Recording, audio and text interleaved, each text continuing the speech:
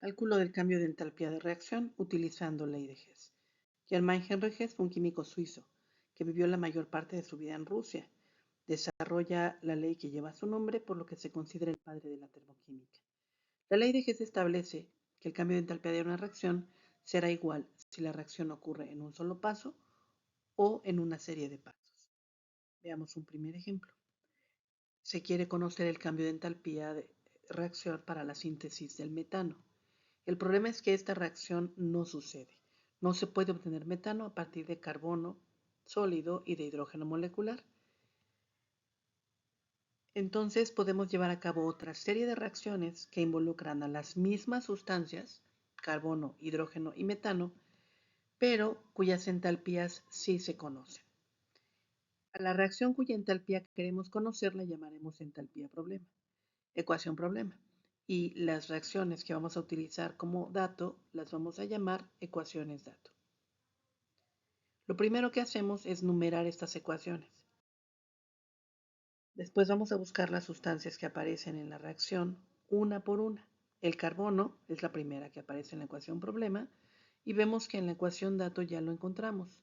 En la número 1 aparece un carbono en reactivos, que es justamente como está en la ecuación problema. El hidrógeno es la segunda sustancia en aparecer, mismo que lo encontramos también en la ecuación número 2.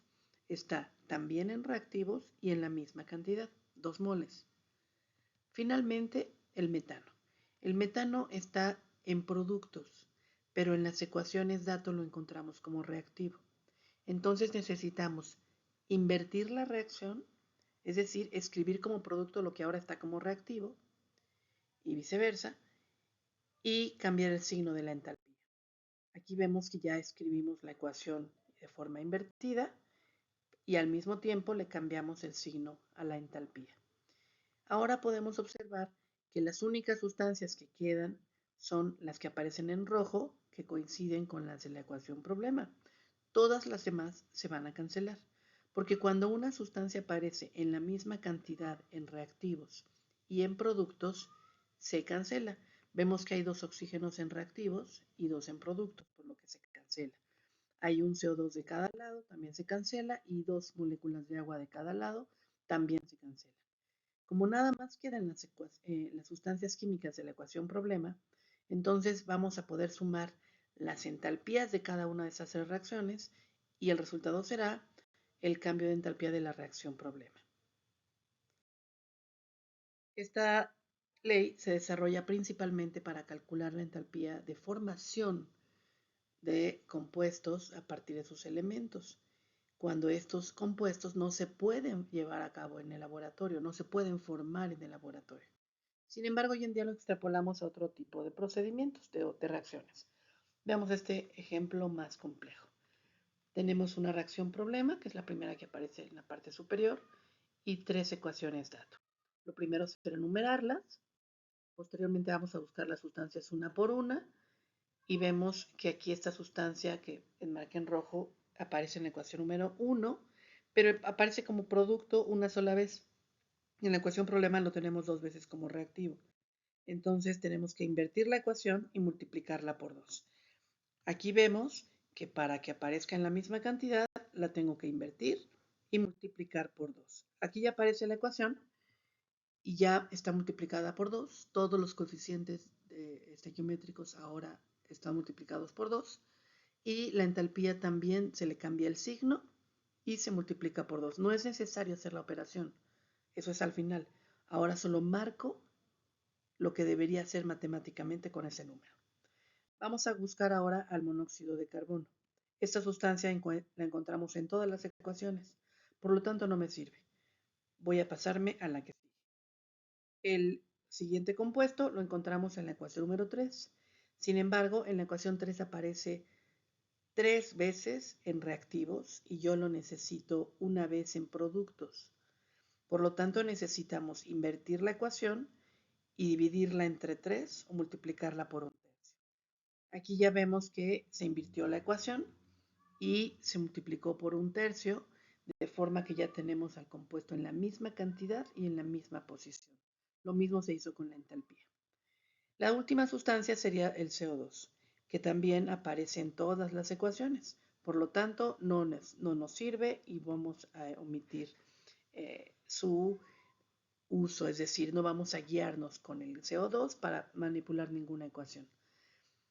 La última instrucción implica usar la ecuación número 2, que todavía no usamos. Ya tenemos el primer compuesto de la reacción problema y el tercero. El CO y el CO2 no los podemos obtener así porque aparecen en todas las ecuaciones.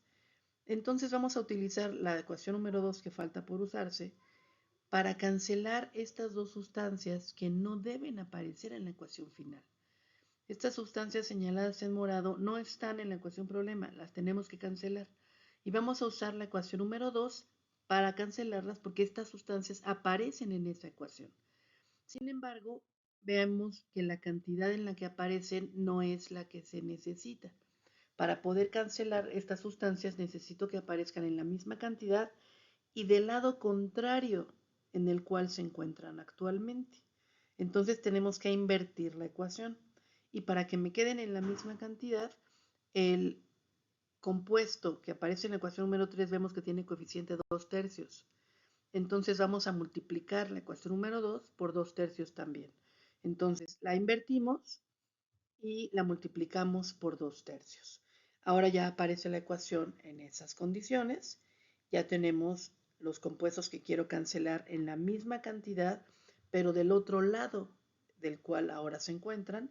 Por lo tanto, ya los podemos cancelar. Vemos que el primer compuesto se cancela, el otro compuesto que quiero cancelar también. Y en este momento ya nada más me quedan los CO2 y CO para hacer el conteo final. Vemos que hay 2 tercios de CO2 y 1 tercio de CO2 en la parte de reactivos, en dos ecuaciones, y hay 2 CO2 en la parte de productos en la ecuación número 1. Entonces, el CO2 que está en la parte de reactivos, que en total es 1, cancela uno de los 2 CO2 que hay en productos, y entonces ya tenemos un CO2 como aparece en la ecuación problema.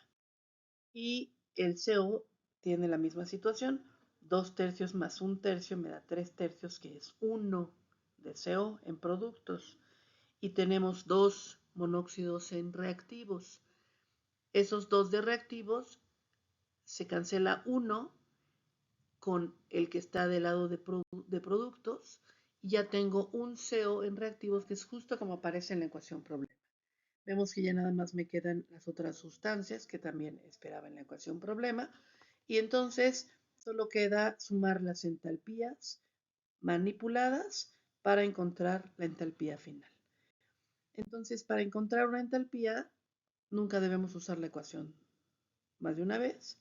Las sustancias se buscan una por una, se manipula al mismo tiempo la entalpía y la reacción, y habrá veces que las ecuaciones las voy a utilizar para cancelar sustancias que no deben aparecer en la ecuación problema.